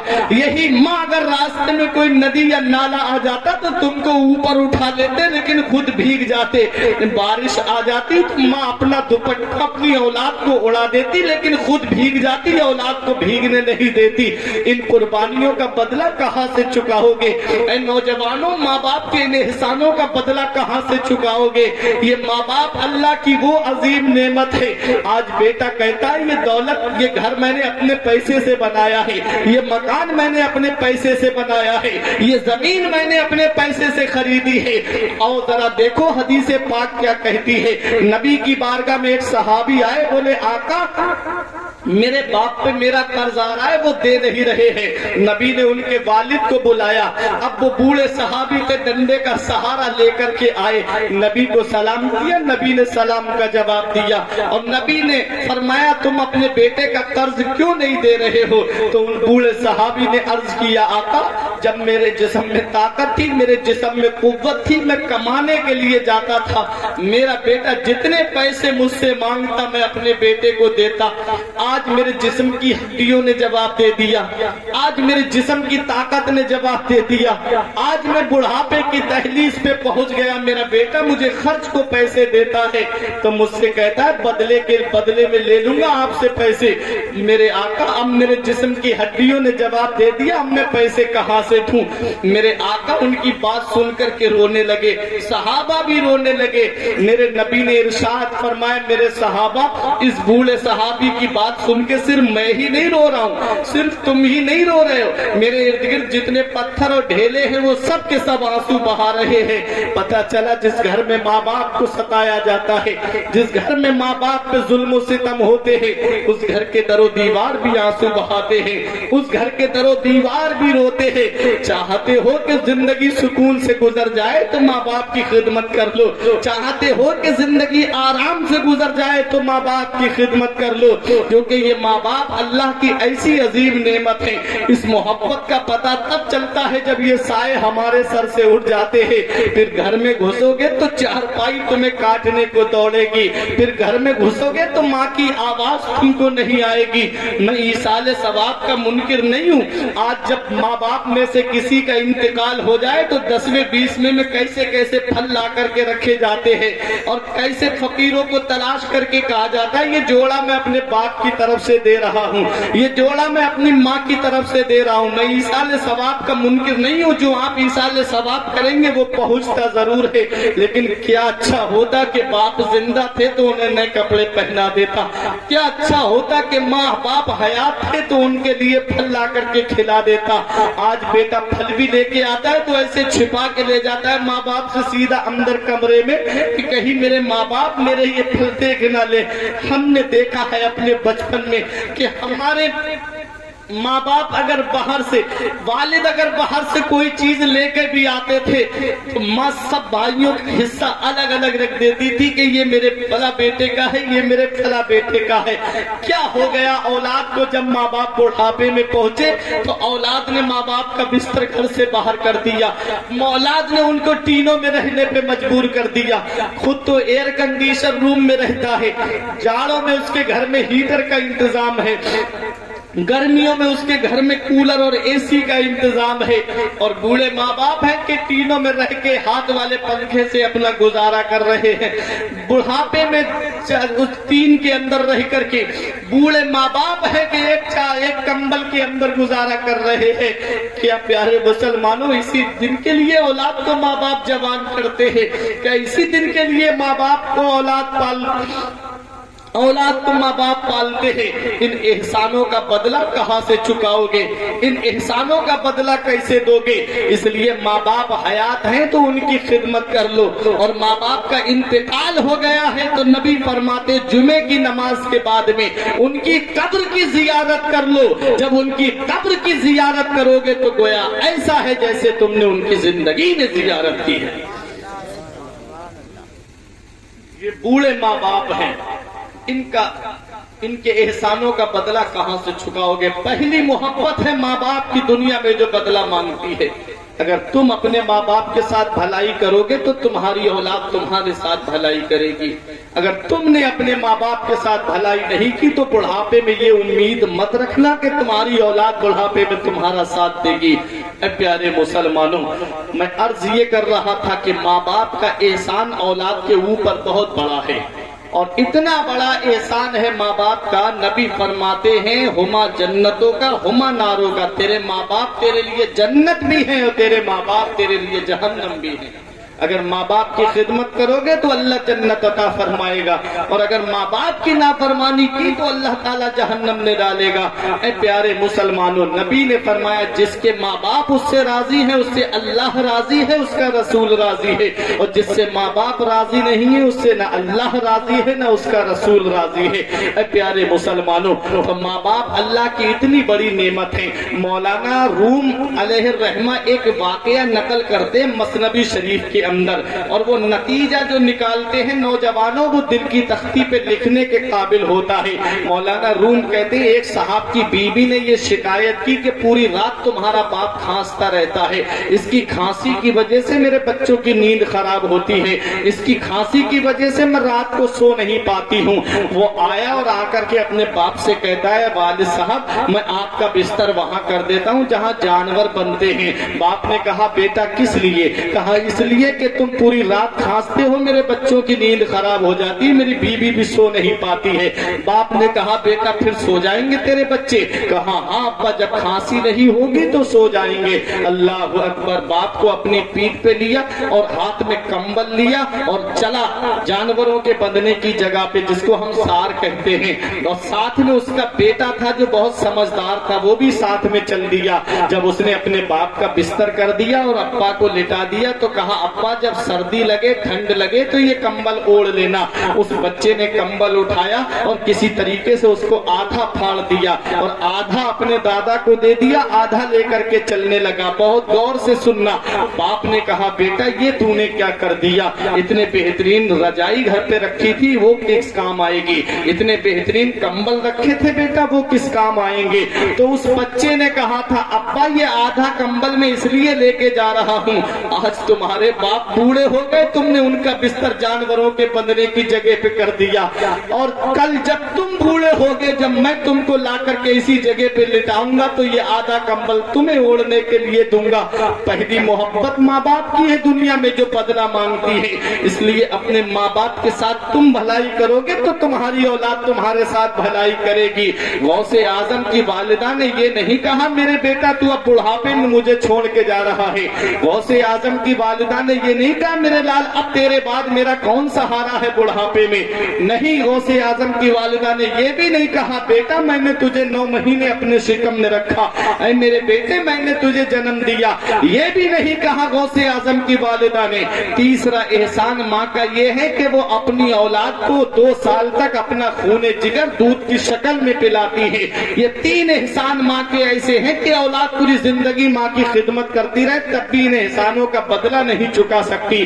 حضرات گرامی، بتانا مقصد یہ تھا ایک صحابی نے اپنی ماں کو اپنے پیٹھ پہ سوار کر کے 7 مرتبہ کعبے کا طواف کرایا اور آقا کی بارگاہ میں آ کے عرض کیا آقا میں نے اپنی ماں کو 7 مرتبہ حج کرایا ہے، کیا میں نے اپنی ماں کا حق ادا کر دیا؟ نبی نے فرمایا تیری پیدائش کے وقت تیری ماں کو جو درد اٹھے تھے ان دردوں میں سے ایک درد کا بدلہ بھی تو نے ابھی نہیں چکایا ہے۔ تو بتاؤ ماں باپ کا کتنا بڑا مقام و مرتبہ ہے، کتنی بڑی شان ہے ماں باپ کی۔ غوث اعظم کی والدہ نے یہ نہیں کہا میرے لال اب تو مجھے چھوڑ کر کے جا رہا ہے، بڑھاپے کی دہلیز پہ میں پہنچ چکی ہوں۔ یہ ماں باپ ہیں، ایسی عظیم نعمت ہے ماں باپ کی۔ ماں باپ اولاد کو ہمیشہ خوش دیکھنا چاہتے ہیں کہ میری اولاد خوش رہے، وہ کسی بھی حال میں رہے لیکن خوش رہے۔ باپ دھوپ کیسی بھی ہو سایہ نہیں کھونے دیتا، دھوپ کیسی بھی ہو سایہ نہیں کھونے دیتا، راہ کیسی بھی ہو بے بس نہیں ہونے دیتا، بیچ کے اپنا لہو چاہے وہ روٹی لائے، بیچ کے اپنا لہو چاہے وہ روٹی لائے۔ باپ اولاد کو بھوکا نہیں سونے دیتا، باپ اولاد کو بھوکا نہیں سونے دیتا، اور نعمت کے وقت وہ کوئی اجرت نہیں مانگی، دنیا سے کبھی حسب ضرورت نہیں مانگی۔ یہ ماں کا جگر ہے کہ لہو اپنا پلا کر بیٹے سے کبھی دودھ کی قیمت نہیں مانگی۔ یہ ماں باپ ہے۔ غوث اعظم ماں سے کہتے امی اجازت دے دو بغداد جانا چاہتا ہوں، تو غوث اعظم کی والدہ نے کہا جا بیٹا میں تجھے اجازت دیتی ہوں، اور تاریخ بتاتی 18 سال کی عمر میں غوث اعظم بغداد پہنچے۔ اس کے بعد اپنی ماں کا چہرہ تک دیکھنا نصیب نہیں ہوا، ماں کا قصبہ جیلان میں انتقال ہو جاتا ہے، اور میرے غوث بغداد میں تعلیم حاصل کر رہے تھے۔ 40 سال غوث اعظم نے بعض و تقریر کہی، تقریر کے ذریعے لوگوں کو سمجھایا، اور اسی میں 32 یا 33 سال مدرسے میں بیٹھ کر کے پڑھایا غوث اعظم نے. جس طریقے سے اسلام کی خدمت ہوتی ہے, کتابوں کے ذریعے اسلام کی خدمت ہوتی ہے, غوث اعظم نے کتابیں لکھ کر کے اسلام کی خدمت کی. بعض و تقریر کے ذریعے اسلام کی خدمت ہوتی ہے. غوث اعظم نے 40 سال اسلام کی خدمت کی. 32 سال مدرسے میں بیٹھ کر کے غوث اعظم نے پڑھا کر کے اسلام کی خدمت کی. اور غوث اعظم کے مدرسے سے ہر سال 3000 کے قریب طلباء کرام فارغ ہو کر کے الگ الگ جگہوں پہ جا کر کے اسلام کی خدمت کرتے تھے. یہ غوث اعظم کی شان تھی کہ ہر سال ہر دن آپ درسگاہ میں بیٹھ کر کے 12 یا 13 علم مدرسے میں پڑھایا کرتے تھے. صبح فجر کی نماز کے بعد وظیفے سے فارغ ہونے کے بعد آپ بیٹھ جاتے تھے پڑھانے کے لیے. ظہر کی نماز تک پڑھاتے تھے اور آپ ہفتے میں 3 دن تقریر کیا کرتے تھے. جمعے کے دن, اتوار کے دن, منگل کے دن. جمعے کے دن جمعے کی نماز سے پہلے, اتوار کے دن صبح کو اور منگل کو عشاء کی نماز کے بعد میں پہلے 10-20 لوگوں کا مجمع رہتا تھا آپ کی مجلس میں. پھر وہ مقام اللہ نے غوث اعظم کو عطا فرمایا کہ 70 ہزار کا مجمع غوث اعظم کی مجلس میں ہوا کرتا تھا. اور 400 علماء کرام غوث اعظم کی تقریر کو لکھنے کے لیے وہاں پر بیٹھا کرتے تھے. جید علماء کرام غوث اعظم کی تقریر کو نوٹ کیا کرتے تھے. اور جب بعض غوث اعظم کہتے تھے تو غوث اعظم کی تقریر کے بعد میں تقریباً 250 کے قریب جنازے غوث اعظم کی مجلس سے اٹھا کرتے تھے. ایسا خوف خدا دل میں پیدا ہو جاتا تھا, ایسا خشیت الہی سے لوگوں کی روح نکل جاتی تھی.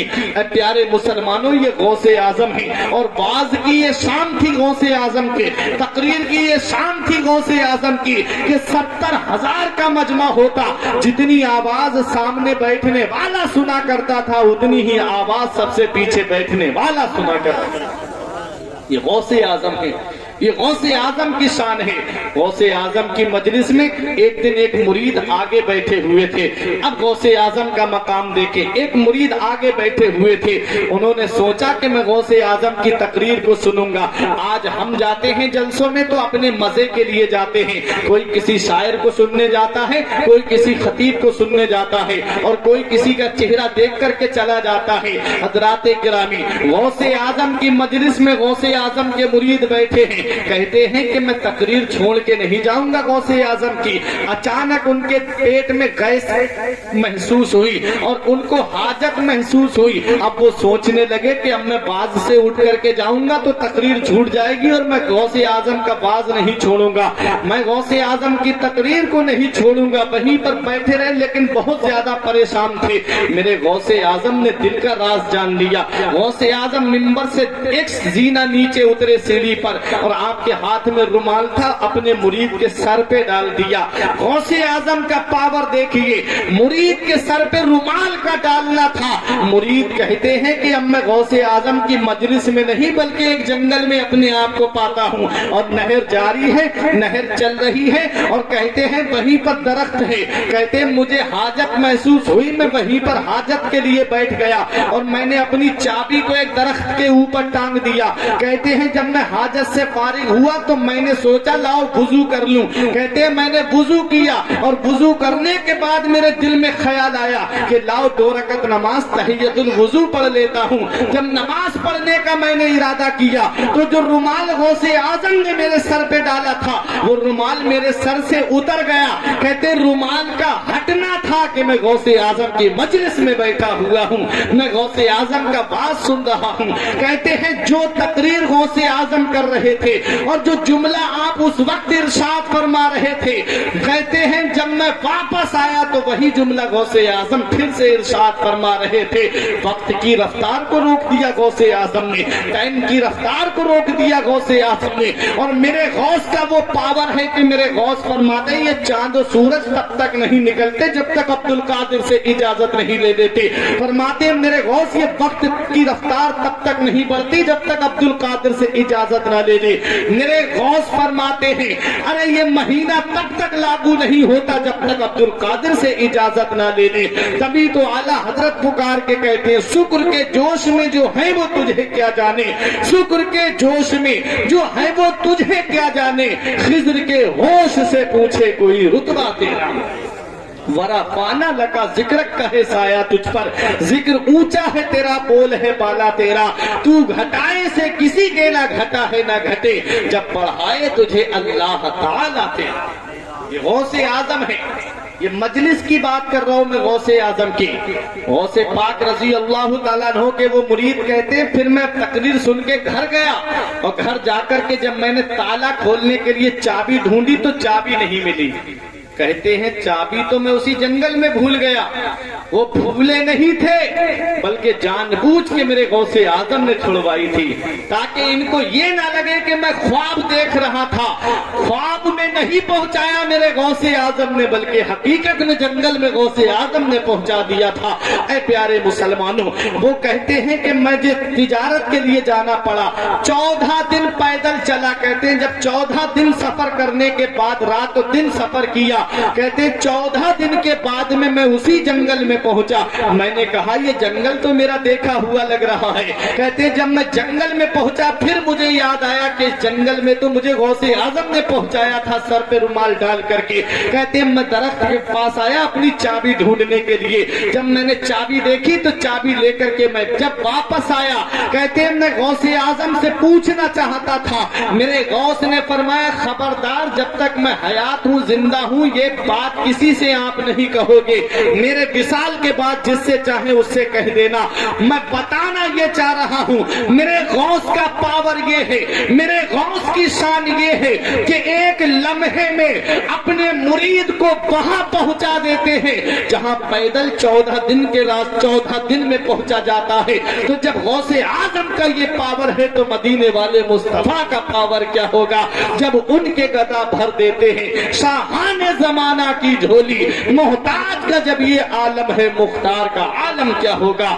چاہے تو اشاروں سے اپنے کایا ہی پلٹ دے دنیا کی، یہ شان ہے ان کے غلاموں کی، سردار کا عالم کیا ہوگا؟ اندھیرے کا ناجائز فائدہ مت اٹھانا، اور آپ سے جو جہاں بیٹھا ہے وہیں بیٹھے رہے۔ ایسا نہیں ہے کہ صاحب ماشاءاللہ موضوع بہت اچھا ہے، تقریر بہت اصلاحی تقریر ہو رہی ہے، وقت کی ضرورت ہے ایسی تقریروں کے لیے، ہے نہیں؟ آپ حضرات جو لوگ جہاں بیٹھے وہیں بیٹھے۔ درود پاک پڑھیں، اللہم صلی علی سیدنا و مولانا محمد و بارک وسلم، صلاۃ و سلام علیکہ یا رسول اللہ صلی اللہ تعالی علیہ وسلم۔ حضرات آپ میری طرف توجہ دیجیے، آواز آ رہی ہے آپ کو، سنیں۔ غوث پاک رضی اللہ تعالیٰ عنہ کے یہ مجلس کی شان ہے۔ یہ غوث پاک رضی اللہ تعالیٰ عنہ جب واز کہتے تھے تو بڑے بڑے اولیاء کرام غوث اعظم کا واز سنا کرتے تھے، اور غوث اعظم کے دور میں ایک بہت بڑے اللہ کے ولی ہیں جن کا نام ہے شیخ محمد مغربی۔ غوث اعظم کو شیخ مشرق کہا جاتا تھا، شیخ مشرق، اور ان کو شیخ مغرب کہا جاتا تھا۔ حضرات یہ دو بزرگ بہت مشہور تھے اس وقت بغداد میں، ایک شیخ محمد مغربی اور ایک میرے غوث اعظم۔ حضرات شیخ محمد مغربی کا بیان ہے، آپ توجہ دیں، غوث اعظم کے مقام و مرتبہ دیکھیں، غوث اعظم کی شان دیکھیں۔ آج جس غوث کی محفل کو آپ نے سجایا ہے، آج جس غوث کے نام کے ذکر کی محفل کو آپ نے سجایا ہے، وہ غوث کتنا پاور والا ہے، وہ غوث کتنی شان والا ہے۔ شیخ محمد مغربی کہتے ہیں کہ وہ عالم استغراق میں پہنچے۔ حضرات عالم استغراق میں پہنچنے کے بعد میں اچانک سے بیدار ہوئے اور کہا کہ ہاں ہاں میں نے آپ کا قدم اپنی گردن پہ دیا، 3 مرتبہ کہا۔ حضرات مریدوں نے کہا حضور بات سمجھ میں نہیں آتی، آپ کے مقام و مرتبے کا جواب نہیں، آپ کی شان کا جواب نہیں، آپ یہ تو بتائیے کوئی آواز دینے والا نہیں تھا، اور آپ کہتے ہیں ہاں ہاں میں نے آپ کا قدم اپنی گردن پہ دیا۔ تو شیخ محمد مغربی کہتے ہیں ابھی ابھی بغداد کی جامع مسجد سے غوث اعظم نے اعلان کیا ہے قدمی حاضہی علی رقبت کل ولی اللہ، میرا یہ قدم ہر اللہ کے ولی کی گردن پہ ہے۔ اے میرے مریدوں میں نے تم سب کو گواہ بنا کر کے ان کے قدم کو اپنی گردن پہ لے دیا ہے۔ ہے. وہ کہتے ہیں جب میں نے اپنے ان کے قدم کو اپنی گردن پہ لیا, جب میں نے اپنی گردن کو جھکایا, کہتے ہیں میں نے کیا دیکھا حالت وجد میں کہ مدینے والے مصطفیٰ جنت کے دروازے پہ کھڑے ہوئے ہیں اور فرشتوں کو جنتی جبہ دے کر کے کہہ رہے ہیں فلاں نے میرے لاڈلے کے لیے گردن کو جھکایا, یہ جنتی حلہ اسے پہنا دو. فلاں ولی نے میرے لاڈلے کے لیے گردن کو جھکا دیا ہے, یہ جنتی جبہ اسے پہنا دو. فلاں نے میرے لاڈلے کے لیے گردن کو جھکایا ہے, یہ جنتی حلہ اسے پہنا دو. میرا امام پکار کے کہتا ہے تیری سرکار میں لاتا ہے رضا اس کو شفیع, تیری سرکار میں لاتا ہے رضا اس کو شفیع جو میرا غوث ہے اور لاڈلا بیٹا تیرا. سبحان نعرہ تکبیر, نعرہ رسالت, نعرہ غوثیت, جشن غوث الورا حضرت علامہ مولانا فرقان منظری صاحب قبلہ, عظمت غوث اعظم.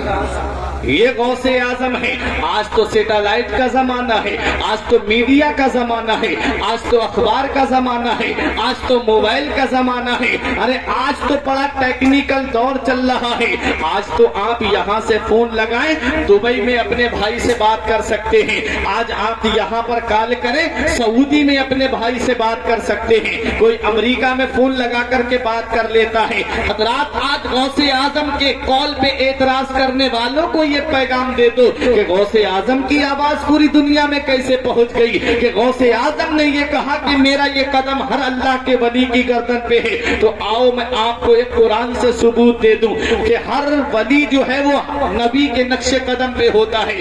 کوئی بھی ولی ہو وہ نبی کے کوئی نہ کوئی نبی کے نقش قدم پہ ضرور ہوتا ہے. غوث اعظم کہتے ہیں کہ میں ہر ولی کسی نہ کسی نبی کے نقش قدم پہ ہوتا ہے, میں مدینے والے مصطفیٰ کے نقش قدم پہ ہوں. حضرات جب بات آ گئی تو میں آپ کو بتا دوں حضور مخدوم اشرف جہانگیر سمنانی جن کا مزار کچھوچا کی سرزمین پہ ہے, انہوں نے اپنے ایک مرید کو بھیجا کس کے پاس, حضور نجم الدین کبرا کے پاس میں, کہاں پتہ لگاؤ میں کس وقت نبی کے نقش قدم پہ ہوں. جب وہ گئے تو انہوں نے آ کر کے بتایا تو حضور مخدوم اشرف جہانگیر سمنانی بہت زیادہ خوش تھے. مریدوں نے پوچھا حضور خوشی کی وجہ کیا ہے, کہا مجھے آج پتا چل گیا ہے کہ میں حضرت عیسیٰ علیہ السلام کے نقش قدم پہ ہوں. عیسیٰ علیہ السلام کی شان یہ تھی جو نبی سے معجزے نکلتے ہیں, جو ولی اس نبی کے نقش قدم پہ ہوتا ہے وہ کرامتیں اس ولی سے صادر ہوتی ہیں. بہت غور سے سنیے گا, اگر کوئی عجیب و غریب کام نبی کر دے تو اسے معجزہ کہتے ہیں اور ولی کر دے تو اسے کرامت کہتے ہیں. عیسیٰ علیہ السلام سے کیا معجزے صادر ہوئے, آپ اگر کسی اندھے کے چہرے پہ ہاتھ پھیر دیتے تو اس کی آنکھیں واپس آ جاتی, کسی کوڑی پہ اپنا ہاتھ پھیر دیتے تو وہ کوڑی صحت یاب ہو جاتا. حضرات اگر آپ کسی مردے کو ٹھوکر مار دیتے تو مردہ اٹھ کر کے کھڑا ہو جاتا. مخدوم اشرف جہانگیر سمنانی کے شان دیکھ لیجئے اور ان کے روضے پہ جا کر کے دیکھ لیجئے, وہاں ان کے دربار کی یہ شان ہے کہ ان کے دربار میں کیسا بھی آسیب زدہ ہو, کیسا بھی جن والا ہو, اسے لے جا کر کے کچھوچا کی سرزمین پہ مخدوم اشرف سمنانی کے یہاں پر جو چراغ جلتا ہے اس کے سامنے بٹھا دیجئے, بڑے سے بڑا جن بھاگتا ہوا نظر آئے گا. یہ اس دربار کی شان ہے. اور کیسا بھی مرض ہو, کیسی بھی بیماری ہو, مخدوم اشرف سمنانی کے دربار کے سامنے نیر شریف بہ رہا ہے, اس نیر کے اندر غسل کر لے اللہ تعالیٰ بیماریوں سے شفا عطا فرماتا ہے. تو غوث اعظم کہتے ہیں میں مدینے والے مصطفیٰ کے نقش قدم پہ ہوں. حضرات یہی غوث اعظم رضی اللہ تعالی عنہ ہیں. لوگ اعتراض کرتے ہیں ان کی آواز پوری دنیا کے ولیوں کے کانوں میں کیسے پہنچ گئی. تو اب آؤ سنو, حضرت ابراہیم علیہ السلام نے جب کعبے کو تعمیر کیا اور جب کعبہ مکمل تعمیر ہو گیا تو اللہ نے فرمایا اذن فی الناس بالحج, لوگوں میں اب حج کا اعلان کر دو. آپ مقام ابراہیم پہ کھڑے ہوئے, اس پتھر پہ کھڑے ہوئے, ہوئے مقام ابراہیم جو حج کر کے آئے ہیں وہ جانتے ہیں کہ وہاں پر 2 رکعت نماز پڑھی جاتی ہے. رب نے قرآن میں فرمایا وَاتَّخِذُوا مِن مَّقَامِ إِبْرَاهِيمَ مُصَلًّى، ابراہیم کے کھڑے ہونے کی جگہ کو مصلی بناؤ، یعنی وہاں کھڑے ہو کے 2 رکعت نماز پڑھو. کعبے کے برابر میں وہ پتھر رکھا ہوا ہے جسے مقام ابراہیم کہتے ہیں، اور مقام ابراہیم وہ پتھر ہے جس پہ کھڑے ہو کر کے ابراہیم علیہ السلام نے کعبے کو تعمیر کیا ہے. اور وہ پتھر ایسی شان والا ہے کہ وہ پتھر جو ہے وہ صندلی کا بھی کام کرتا تھا. جتنا اوپر کعبے کی تعمیر ہوتی جاتی وہ پتھر اوپر اٹھتا ہوا چلا جاتا. اور اس پتھر کی یہ شان تھی کہ اس پتھر پہ ابراہیم علیہ السلام کے قدموں کے نشان بنے ہوئے ہیں. اچھا ابراہیم علیہ السلام چلے تو بہت ہیں، بڑے پتھریلی وادیوں میں چلے لیکن پتھروں کا نشان نہیں بنا. آپ ریتیلی وادیوں میں چلے لیکن قدموں کا نشان نہیں بنا. اس پتھر پہ قدموں کا نشان کیسے پڑ گیا؟ تو مفسرین کرام فرماتے ہیں کہ اس پتھر پر قدموں کا نشان اس لیے پڑ گیا کہ ابراہیم علیہ السلام نے اس پتھر پہ کھڑے ہو کر کے ایک دعا مانگی تھی، اے اللہ اس کعبے کے تحفے کو ہماری طرف سے قبول فرما لے اور آخری پیغمبر جناب محمد الرسول اللہ کی کو میری نسل میں عطا فرما دے. یہ دعا مانگی تھی، اس پتھر نے قدموں کے نشان کو جذب کر لیا. پتھر کے نشان کو اپنے پتھر نے قدموں کے نشان کو اپنے اندر جذب کر لیا. آج بھی ابراہیم علیہ السلام کے قدموں کے نشان اس پتھر پہ موجود ہیں. جو حج کرنے جاتے ہیں وہ اس کا دیدار کرتے ہیں. حضرات تو یہی پتھر ہے جب اللہ تعالیٰ نے فرمایا کہ اب لوگوں میں اعلان کر دو کہ اب کعبے کے طواف کے لیے لوگ آئیں. میں غوث کا مقام و مرتبہ قرآن سے دکھانا چاہتا ہوں. حضرات گرامی، حضرت ابراہیم علیہ السلام اس پتھر پہ کھڑے ہوئے، پتھر بلند ہوتا چلا گیا، پہاڑ کے مثل ہو گیا پتھر. ابراہیم علیہ السلام نے عرض کیا مولا میری آواز کہاں تک پہنچ جائے گی؟ ان جنگلوں میں پہنچ جائے گی، یہ مکے کی گرد و نواح میں پہنچ جائے گی، پوری دنیا میں کیسے پہنچ جائے گی؟ تو آواز آتی ہے، ابراہیم آواز لگانا تیرا کام ہے اور پوری دنیا میں پہنچا دینا پروردگار عالم کا کام ہے. ہر ولی کسی نہ کسی نبی کے نقش قدم پہ ہوتا ہے. حضرات گرامی، اب بتانا مقصد یہ ہے کہ ابراہیم علیہ السلام کی آواز کو اللہ نے پوری دنیا میں پہنچا دیا. جو باپ کی سلبوں میں تھے وہ باپ کی سلبوں سے آواز لگا رہے تھے لبیک اللہم لبیک. جو ماں کے شکموں میں تھے وہ ماں کے شکموں سے آواز لگا رہے تھے لبیک اللہم لبیک. اور جو ابھی تک دنیا میں نہیں آئے تھے وہ آواز لگا رہے تھے لبیک اللہم لبیک. اللہ تعالیٰ نے ابراہیم علیہ السلام کی آواز کو تمام روحوں تک پہنچا دیا. مفسرین کرام فرماتے ہیں جس نے 1 مرتبہ لبیک کہا وہ 1 مرتبہ حج کرنے جائے گا، جس نے 2 مرتبہ لبیک کہا وہ 2 مرتبہ حج کرنے جائے گا، جس نے 3 مرتبہ لبیک کہا وہ 3 مرتبہ حج کرنے کے لیے جائے گا. بتانا مقصد یہ ہے کہ جب ابراہیم علیہ السلام کی آواز کو اللہ تمام روحوں تک پہنچا سکتا ہے تو اے پیارے مسلمانوں، تو غوث اعظم تو ابراہیم علیہ السلام کے غلام ہیں. غوث اعظم کی آواز کو اللہ نے پوری دنیا میں پہنچا دیا. اے پیارے مسلمانوں، بتانا مقصد یہ ہے کہ جب غوث اعظم نے یہ اعلان کیا میرا یہ قدم ہر اللہ کے ولی کی گردن پہ ہے، تو باپ کی سلبوں میں جو اولیاء کرام تھے وہ وہیں سے ادب کے لیے گردن جھکا دی، اور جو ماں کے شکموں میں تھے وہ وہیں سے ادب کرنے لگے. اعلیٰ حضرت فرماتے ہیں جو ولی قبل تھے یا بعد ہوئے یا ہوں گے سب ادب رکھتے ہیں دل میں میرے آقا تیرا، سب ادب رکھتے ہیں دل میں میرے آقا تیرا. اور تو گھٹائے سے کسی کے نہ گھٹا ہے نہ گھٹے، جب پڑھائے تجھے اللہ تعالیٰ تیرا. یہ غوث اعظم ہے. اب آخری بات سن لو، میرے غوث فرماتے ہیں مریدی لا تخف اللہ ربی اتانی رفعتا نلت المنالی. اے میرے مرید مت ڈر، اللہ میرا رب ہے. مرید کے معنی آتے ہیں محبت کرنے والا. کیا آتے ہیں مرید کے معنی؟ محبت کرنے والا. اے میرے مرید مت ڈر، اے مجھ سے محبت کرنے والے مت ڈر، اللہ میرا رب ہے، اللہ میرا رب ہے. اے پیارے مسلمانوں، میں نے عالم تصور میں عرض کیا میرے غوث ہم کہاں نہ ڈریں. اے میرے غوث اگر ہم اپنے گاؤں میں نہ ڈرے؟ کیا اپنے قصبے اور تحصیل میں نہ ڈرے؟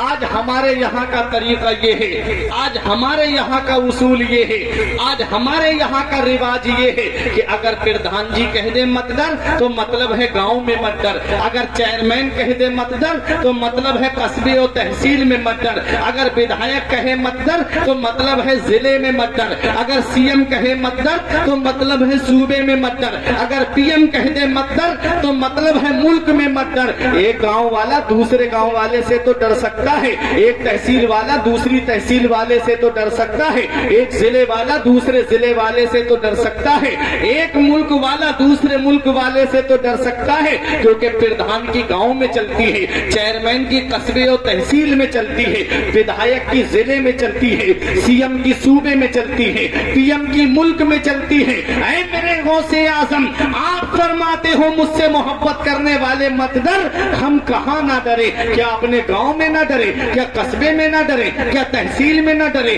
کیا ضلع میں نہ ڈرے؟ کیا اپنے صوبے میں نہ ڈرے؟ کہاں نہ ڈرے؟ تو غوث اعظم کی بارگاہ سے جواب ملتا ہے، تبولی فی السماء والارض دقت، اے مجھ سے محبت کرنے والے تجھے ڈرنے کی ضرورت نہیں ہے، تو نے جس غوث کا دامن پکڑا ہے اس کی بلندی کے جھنڈے آسمانوں پر بھی لہرا رہے ہیں اور زمین پر بھی لہرا رہے ہیں۔ اے مجھ سے محبت کرنے والے تجھے نہ زمین کے اوپر ڈرنے کی ضرورت ہے نہ زمین کے نیچے ڈرنے کی ضرورت ہے۔ جمیل قادری پکار کے کہتے ہیں، خدا کے فضل سے ہم پر ہے سایہ غوث اعظم کا، ہمیں دونوں جہاں میں ہے سہارا غوث اعظم کا، ہماری لاج کس کے ہاتھ ہے بغداد والے کے، مصیبت ٹال دینا کام کس کا غوث اعظم کا، اور فرشتوں روکتے کیوں ہو ہمیں جنت میں جانے سے، یہ دیکھو ہاتھ میں دامن ہے کس کا، غوث اعظم کا۔ مریدی لا تخف کہہ کر تسلی دی غلاموں کو، قیامت تک رہے بے خوف بندہ غوث اعظم، جو غوث اعظم ہے۔ میرے غوث کا مقام و مرتبہ دیکھو، میرے غوث کی شان دیکھو، میرے غوث فرماتے میں وہاں ہوں جہاں سورج نکلتا ہے، اور مجھ سے محبت کرنے والا وہاں ہوں جہاں سورج ڈوبتا ہے۔ عبد القادر کو مدد کے لیے پکارتا ہے تو عبد القادر اس کی مدد کو پہنچ جاتا ہے۔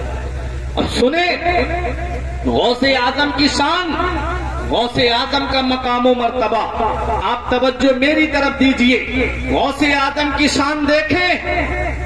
غوث اعظم سے محبت کرنے والے کو صلہ ضرور ملتا ہے، اور میرے غوث نے فرمایا ہے کہ میں نے جہنم کے دروغہ سے پوچھا، جہنم کے دروغہ سے جن کا نام مالک ہے، اے مالک کیا میرا چاہنے والا بھی جہنم میں ہے؟ کیا مجھ سے محبت کرنے والا بھی جہنم میں ہے؟ تو جہنم کے دروغہ نے کہا، عبد القادر تم سے محبت کرنے والا تمہارا سچا عاشق جہنم میں نہیں ہے۔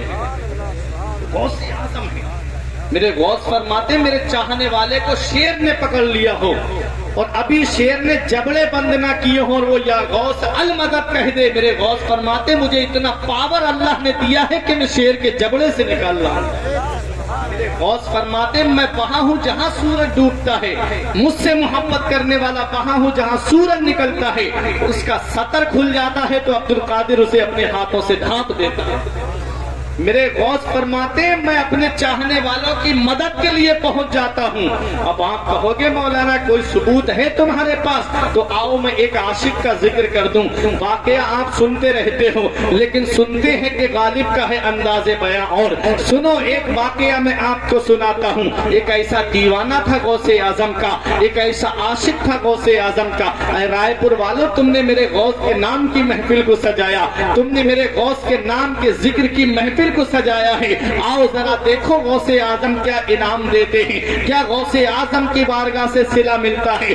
آؤ دیکھو، ایک عاشق تھا، بڑا چاہنے والا تھا غوث اعظم کا، بڑی محبت کرتا تھا غوث اعظم سے، اور جب جب 11ویں شریف کا مہینہ آتا اور جب جب 11 تاریخ آتی تو اپنے گھر پہ غوث اعظم کے نام کی محفل کو سجاتا۔ اس کے گھر میں لنگر کا انتظام ہوتا تھا۔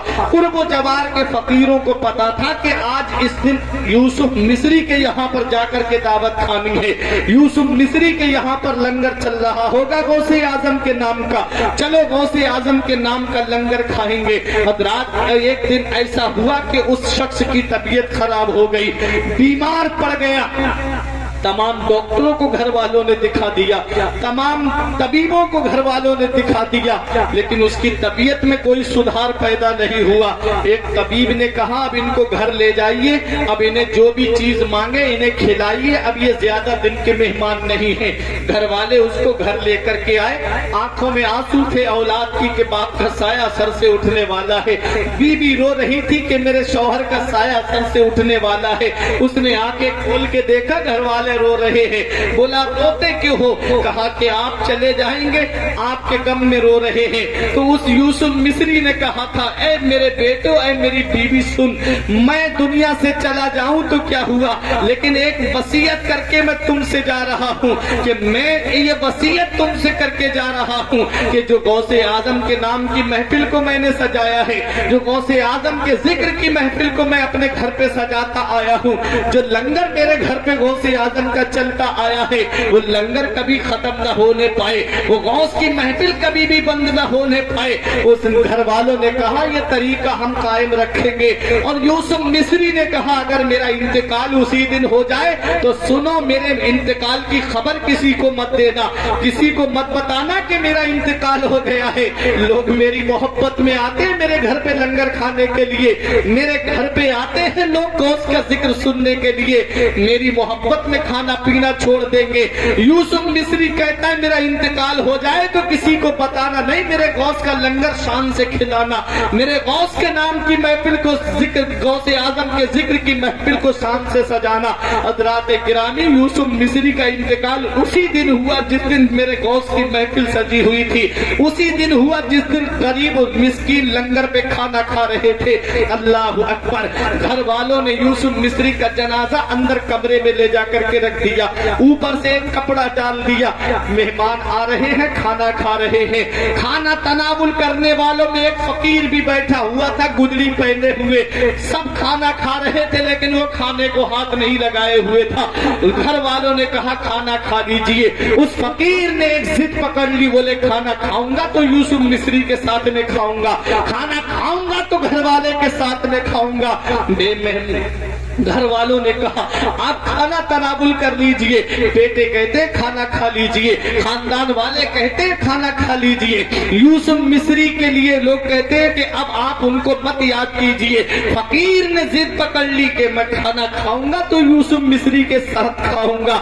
मत पूछ इन फर का पोषों को इरादत हो तो देख इनको, यते बैजा लिए फिरते हैं अपनी आस्तीनों में।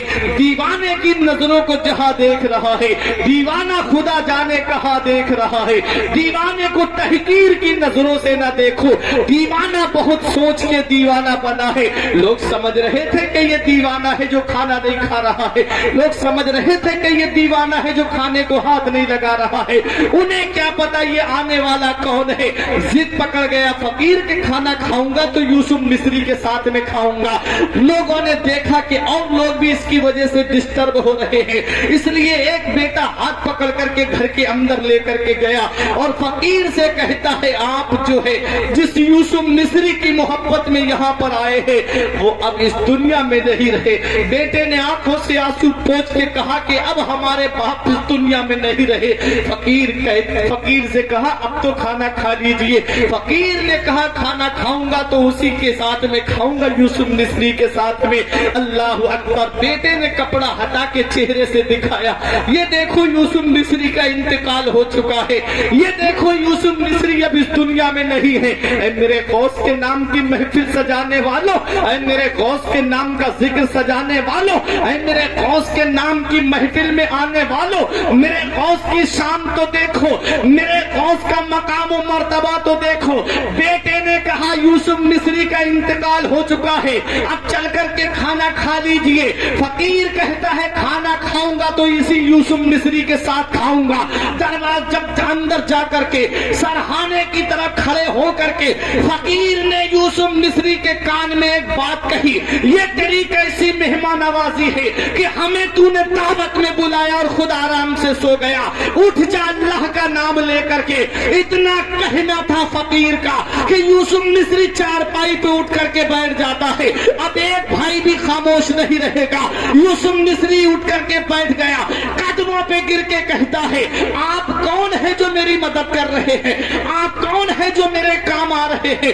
اولاد نے اپنے باپ کو زندہ دیکھا، بیوی نے اپنے شوہر کو زندہ دیکھا، خاندان والوں نے اپنے عزیز کو زندہ دیکھا، تو فقیر کے قدموں پہ یوسف مصری نے گر کے کہا آپ اپنا نام تو بتا دیجئے۔ تو آنے والے فقیر نے کہا تھا ارے جس غوث کے نام کی محفل کو تو نے سجایا ہے وہ بغداد کا غوث اعظم میں ہی تو ہوں، وہ عبد القادر جیلانی میں ہی تو ہوں۔ یہ عطائے دستگیری کوئی میرے دل سے پوچھے، یہ عطائے دستگیری کوئی میرے دل سے پوچھے، وہی آ گئے مدد کو میں نے جب جہاں پکارا، سرکار غوث اعظم نظر کرم خدا را میرا خالی کاسا بھر دو، میں فقیر ہوں تمہارا اور یہ تیرا کرم ہے یا غوث جو بنا لیا ہے اپنا، کہاں مجھ سے یہ کمینہ، کہاں سلسلہ تمہارا۔ سبحان اللہ سبحان اللہ۔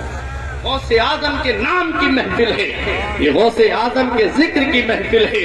حضرات غوث اعظم رضی اللہ تعالیٰ عنہ کے نام کی محفل کو جس نے سجایا اللہ تعالیٰ نے اس کے گھر کو خیر و برکت سے بھر دیا۔ حضور حافظ ملت جن کا مزار مبارک پور اشرفیہ مدرسے کے اندر ہے، ان کے پاس ایک شخص نے آ کر کے کہا بہت غریب ہوں، یہ نسخہ لکھ لو، آخری بات بتا رہا ہوں، میں ختم کرنے جا رہا ہوں، یہ نسخے پہ عمل کر لینا۔ میری ماں بہنیں بیٹھی بہت رات تک رات کے 2 بج رہے ہیں، کافی وقت ہو گیا، سنتے ہوئے یہ نسخہ لے جائیے گا۔ ان کے پاس آ کے ایک شخص نے کہا کہ حضور بہت غریب ہوں، گھر میں فاقے ہو جاتے ہیں، برکت نہیں ہو رہی ہے۔ تو آپ نے فرمایا کہ ہر مہینے کی 11 تاریخ کو غوث اعظم کے نام کی نیاز کرایا، جو تجھ سے ہو جائے، کچھ بھی نہ ہو تو پانی رکھ کے فاتحہ پڑھ کے ایصال ثواب کر دینا، پھر میرے پاس آنا۔ حضرات تاریخ بتاتی ہے کہ وہ کئی مہینے کے بعد واپس آیا تو بہت سا نذرانہ لے کے آیا۔ فرمایا آپ نے حافظ ملت نے کہ یہ کیا ہے؟ کہا حضور آپ نے جو بتایا تھا کہ میرے غوث کے نام کی ہر مہینے کی 11 تاریخ کو تو فاتحہ دلانا، جب سے میں نے اس پہ عمل کیا ہے اللہ نے میرے گھر کو برکت سے بھر دیا ہے، گھر کو برکت سے بھر دیا ہے۔ حضرات وہ بتایا جاتا ہے کہ اس سال رمضان میں جو زکوٰۃ نکلی تھی تو سب سے زیادہ اسی کی زکوٰۃ مدرسے کے اندر آئی تھی۔ اتنا غریب غوث اعظم نے اتنا اسے دے دیا، اتنا اسے دے دیا کہ اس کے گھر برکت سے بھر گیا۔ پاکستان کے اندر ایک کسان گھی والا ہے، وہ ہر سال 11ویں شریف کے مہینے میں ایسا لنگر کھلاتا ہے، کروڑوں روپیے غوث اعظم کے نام پہ خرچ کرتا ہے، کروڑوں روپیے۔ وہ کہتا ہے جب سے میں نے غوث کے نام کا لنگر بانٹا ہے، جب سے غوث کے نام کا لنگر کھلایا ہے، اللہ نے میرے گھر کو برکت سے بھر دیا ہے۔ میرے غوث نے اتنی دی ہے دولت مجھے کہ شمار بھی نہیں ہے۔